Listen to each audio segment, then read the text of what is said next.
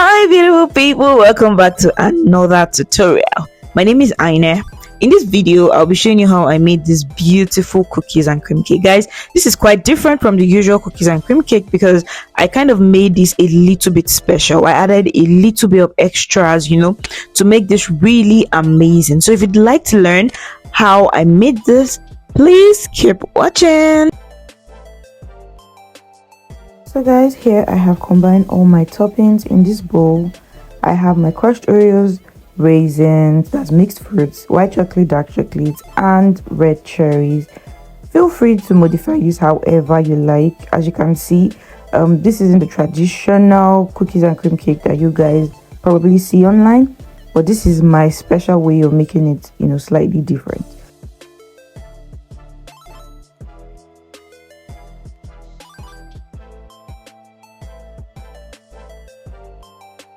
So in this bowl I have my sugar and margarine or butter, and I'm going to cream this on medium-high speed until it is pale. Okay guys, this stage is very important because you want to make sure that you incorporate as much air as possible in order to give your cake that airy texture when it is fully baked. Okay, now after mixing this for a while, you can see it has lost a lot of its yellow color. Now you can add your eggs a little at it.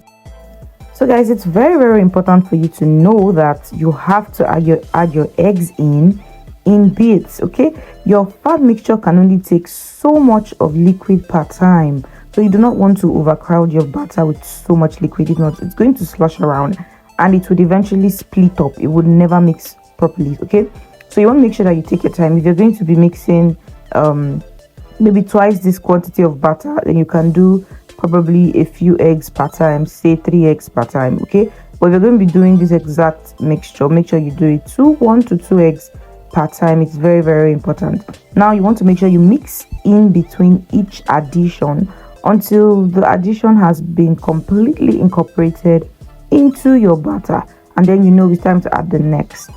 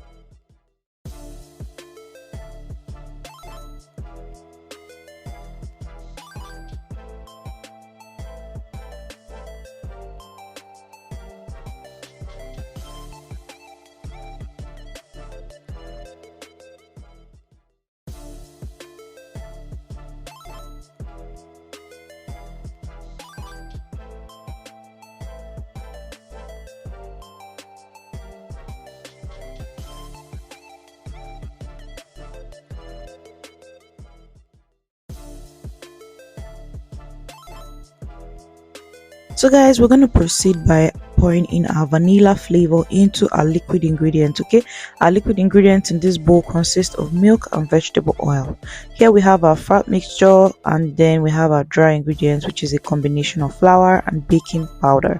So what we're going to do is we're going to pour in the dry ingredients in 3 additions and the wet ingredients in 2 additions. We're going to be starting and ending with our dry ingredients. Okay, so what I just did was pour 1 part of the dry ingredients into the fat mixture, making sure that what I have left can actually be added twice. Okay, so I'm just going to use my spatula to fold in that flour mixture into the fat mixture. It is important to always start with your dry ingredients because you don't want to go about pouring liquid into the fat mixture. It will not mix well. Okay, so you want to prepare the base of your fat mixture with your flour, that's your dry ingredients, before then coming in with your liquid.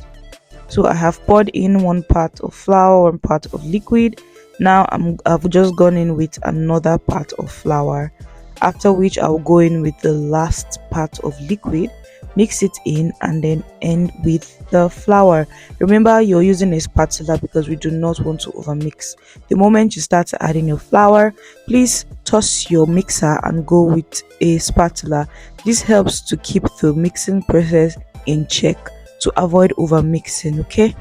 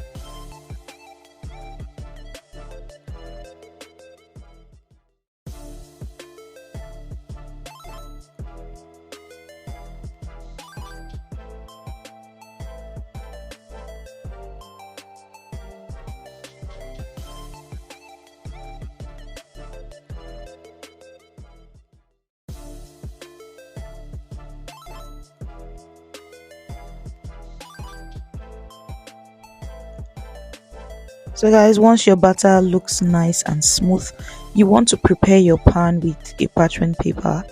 I have a free video on my YouTube channel on how you can line your pan with a parchment paper, so do well to check it out. Okay, another method is you can apply butter on the bottom and sides of your pan and then dust with flour before pouring your batter into the pan. I like to weigh my batter because this allows me to have even layers for all my cakes. Okay, so if I have 3 layers, say of the same size, I can use the same quantity of butter in each pan to give me the same height and same width from my cake. Okay, so it's important to weigh your butter, and that reason it's important to weigh your butter is so that you can be consistent with your sizes.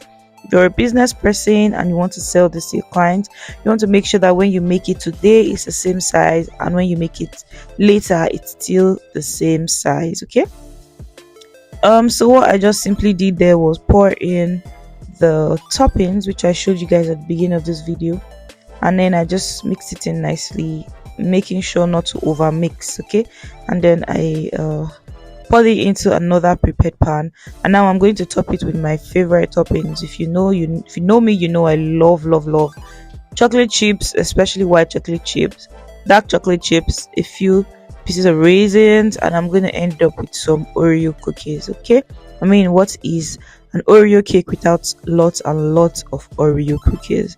Now this is going to be baked in a 180 degrees oven for about 1 hour 30 minutes. Okay, just make sure that you do not open your oven prematurely.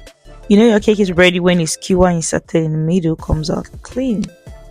Thank you so much for watching this video until the very end. I really do appreciate. If you're new here, thank you so much for stopping by. Do not forget to subscribe, like this video, leave your comments in the comment section, and I will be more than glad to take your questions. Okay, and until my next video guys, go ahead to my channel and watch other amazing tutorials that you would find absolutely helpful.